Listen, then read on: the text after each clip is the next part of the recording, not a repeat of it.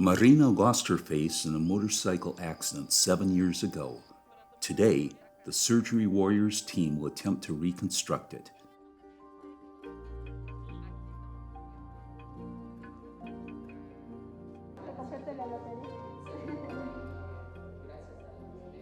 She and her 8-year-old son anxiously await tomorrow's complex operation.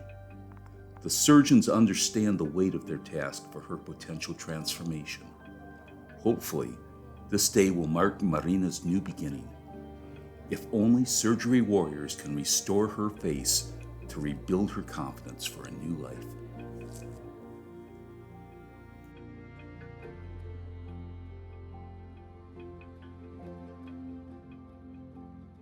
Preparation for surgery with Dr. Tyner.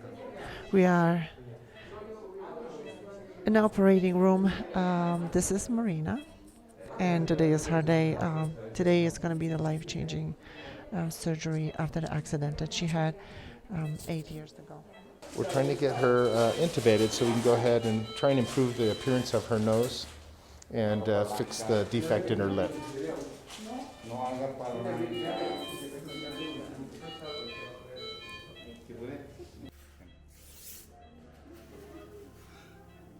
Today, Dr. Christopher Tyner is accompanied by both surgical teams, diligently preparing for a complex and delicate surgery.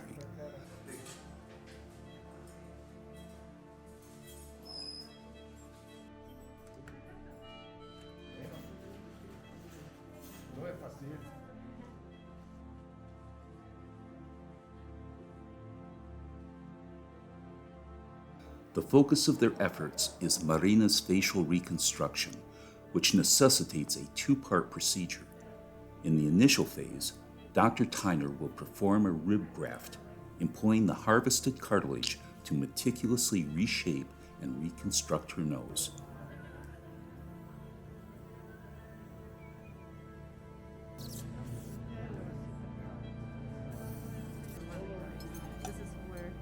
Simultaneously, he will create appropriate openings in her nostrils, ensuring unimpeded airflow for respiration. Should this initial phase transpire successfully, the team then aims to reconstruct Marina's lip.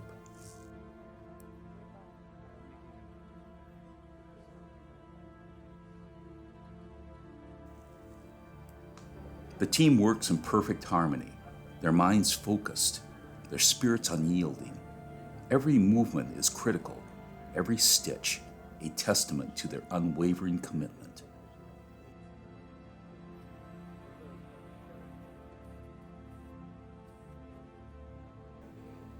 The Surgery Warriors team are challenged by the scarcity of required instruments for such challenging cases. Nonetheless, they remain undeterred and committed to overcoming these limitations in their pursuit of providing Marina with the best possible outcome.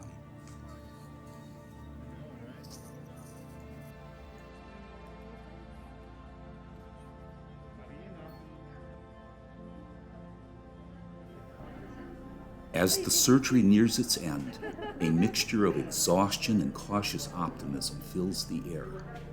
Marina's healing journey is far from over, but the first steps towards her facial transformation have been successful.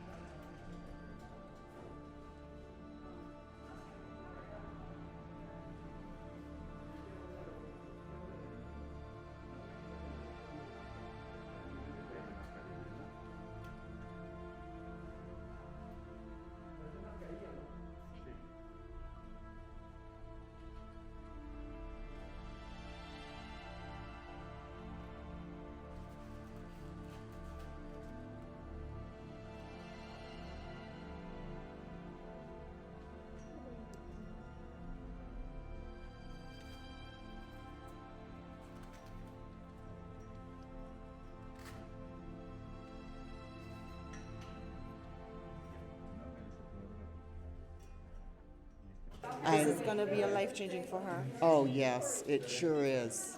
Definitely. And while you're working, how did you end up with IMA? I worked with Dr. Barrios, and I've always wanted to give back to communities, and I was fortunate enough to be asked to join the IMA, and I love it. This is my second time coming, and it's very rewarding, and to help the people, and to see the results, and to change their lives. I was doing a critical care fellowship at the University of California, Irvine, and I worked with Dr. Christoph Barrios. And my last week there, he was telling me about the trip and telling me how they really needed anesthesiologists. He suddenly looked at me and said, "Oh, you're an anesthesiologist." And I said, "Yes, I am." And he said, "Would you be interested?" I said, "Let me talk to my husband." And he said, "Well, your husband can come too. He could help out." And I said, "Okay." And he said, "What does your husband do?" And I said, "He's an anesthesiologist." He was so happy. He said, "Now I get a twofer." Yeah. So my husband and I both came.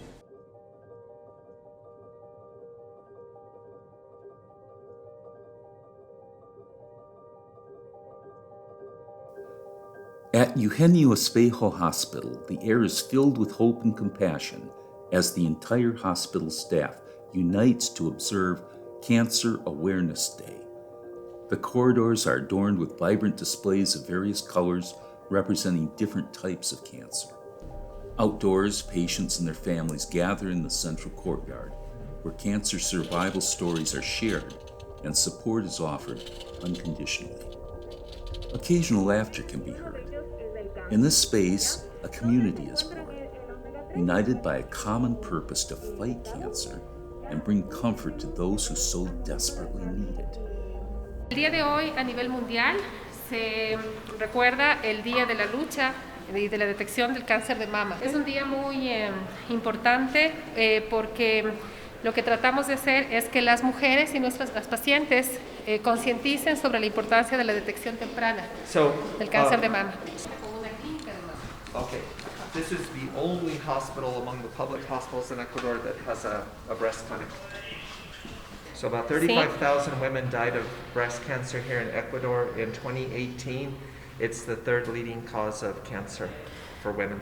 Con un índice de muertes de aproximadamente 650 casos de muertes en la última estadística nuestra aquí en cáncer de mama.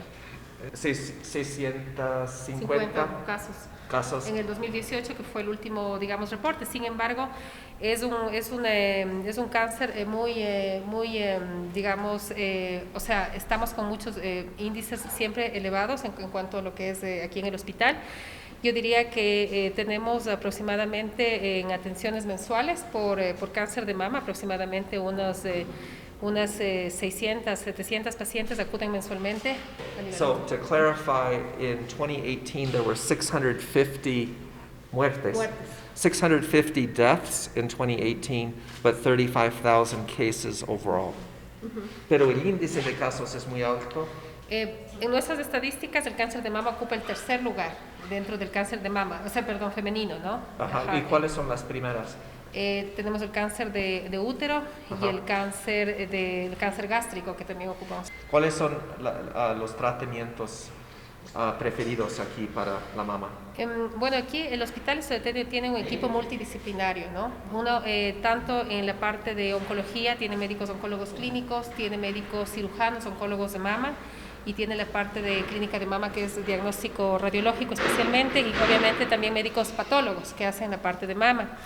Depende mucho del tipo de cáncer, obviamente, pero lo que siempre tratan los médicos es hasta el final, dependiendo del tipo de cáncer, de preservar ante todo la vida de la paciente. So they use a multidisciplinary approach to deal with cancer here, breast cancer in women, and the ultimate objective is, of course, to preserve the life of the patient. But they have different specialists here that are able to treat the different types of cancer. Sí, en algunos casos, dependiendo del tipo histológico, sobre todo del tumor, se harán solamente resecciones quirúrgicas focalizadas, ¿no? Cuadrantectomías. Cuando son cáncer más agresivos, se hacen mastectomías totales, o sea, tratamientos quirúrgicos. Pero siempre también va de la mano los tratamientos coadyuvantes, o sea, quimioterapia y radioterapia, que también se hacen en el So the hospital. range of treatment can range from, small, removals of the cancer to the removal of an entire breast, all the way up to chemotherapy. Este hospital justamente es el hospital de tercer nivel más grande y el principal hospital de la salud pública del país. Los tratamientos, tanto clínicos, quirúrgicos, inclusive las quimioterapias, pues están cubiertas por el Estado. Sí. All of the treatments are covered by the government here? De pronto, si hay algunos tratamientos, por ejemplo, en el hospital no contamos con radioterapia. Eso no tenemos aún. Lo que se hace es convenios con otras entidades que son privadas o semiprivadas, como el Hospital de Solca. Entonces, nuestras pacientes son enviadas en convenio a Solca y el hospital, o sea, el Estado tiene que cubrir también parte de ese tratamiento, ¿no? Sometimes with some patients, they refer them to private clinics for treatment, private hospitals, but those services are also covered by the government. Throughout the day, various educational workshops and seminars are held, while survivors share their triumphant experiences, inspiring others. Surgery warriors Marina Kufa and Jeff Kreider have received a special invitation to visit the chemo room. We want to make all the patients, in this activity we want that all the patients here in this area can be relaxed, listen any type of music of our country, so we can participate in any activity in this commemorated breast cancer. The chemo room becomes a sanctuary of healing, where patients find solace in the harmonious sounds and the rhythmic movements of those around them. It's a reminder that they are not alone in their battle,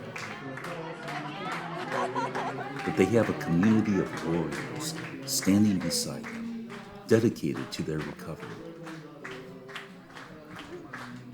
As Marina and Jeff step into the room, they are greeted by a joyful spectacle. A live band fills the air with uplifting melodies, infusing the atmosphere with an infectious rhythm. The doctors and nurses move to the music, celebrating the strength and resilience of breast cancer survivors.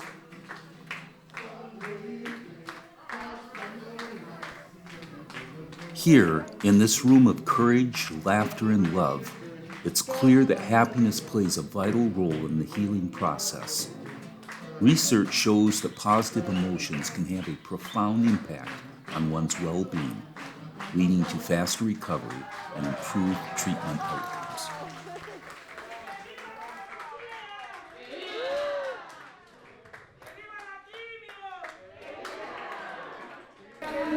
Well, this hospital is a public area, so we have any type of limitations in any activities that we work, for example, in medicines or something like that. But we try that other donations of other medicines, instruments, or something like that we can participate in our activities also.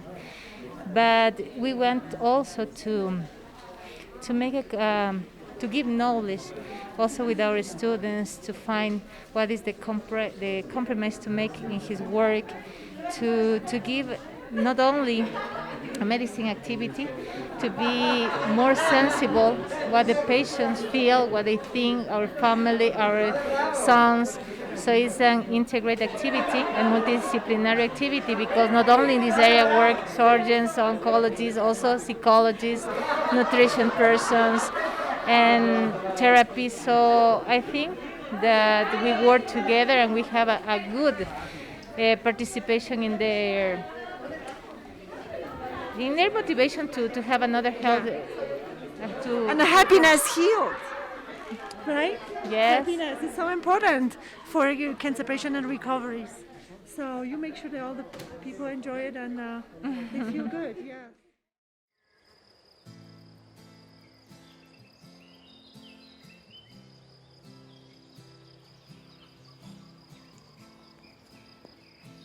Marina's 8-year-old son sees his mother's true face for the first time after her successful reconstructive surgery.